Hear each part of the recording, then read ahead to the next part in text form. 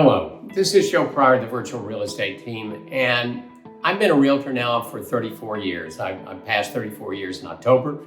It's now November, so I'm into my 35th year. Don't seem to be slowing down too much, but a lot's going on in our industry right now, and I've talked about this before. And you know, NAR and some major brokerages just lost a very large lawsuit in Missouri to the tune of about $1.6 to $1.8 billion. It could be larger, mainly because of the way the system is set up.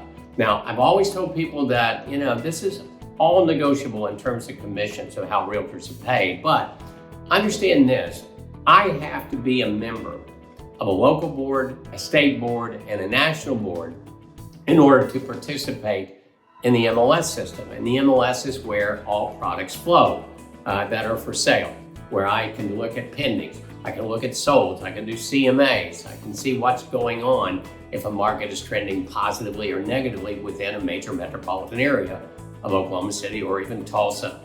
But this was a major loss because basically it's kind of like price fixing.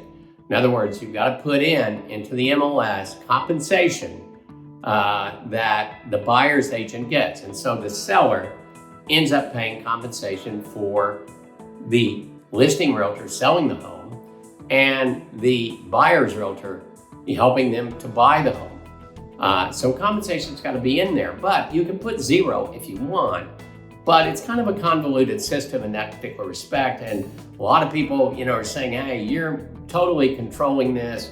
You're artificially inflating things. Now, you know, whether that's true or not, you know, lawsuits matter. Buyer's agency, when I first started in business, didn't exist. Everybody represented the seller.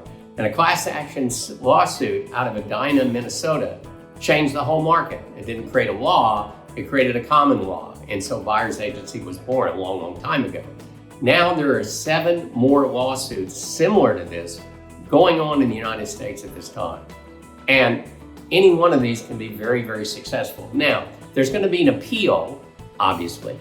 And, you know, NAR has already said, National Association of Realtors, we're going to appeal this. It's going to take a couple of years.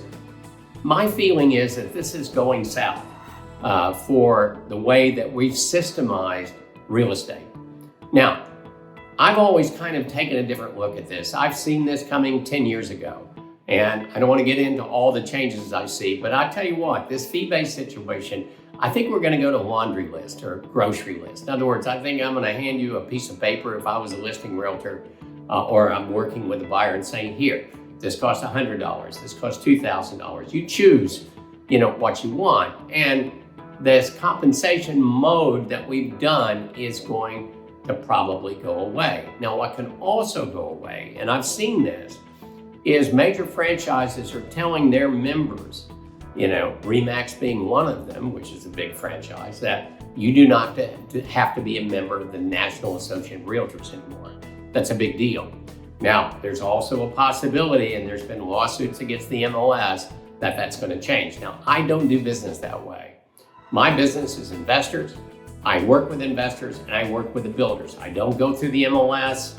I don't offer compensation. So basically the builder pays me, one person, and that's what's negotiated on your behalf. So I've always wanted to do this because I saw this disruption coming a long time ago.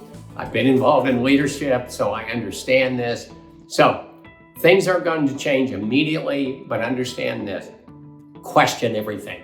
If you're an investor, if you're someone looking to buy a home, understand even with these lawsuits not being perfectly settled, you can negotiate whatever you want, all right? But if you're dealing with me with investment, I've already done this. It's just me. You're not paying a dime. That's the way we work.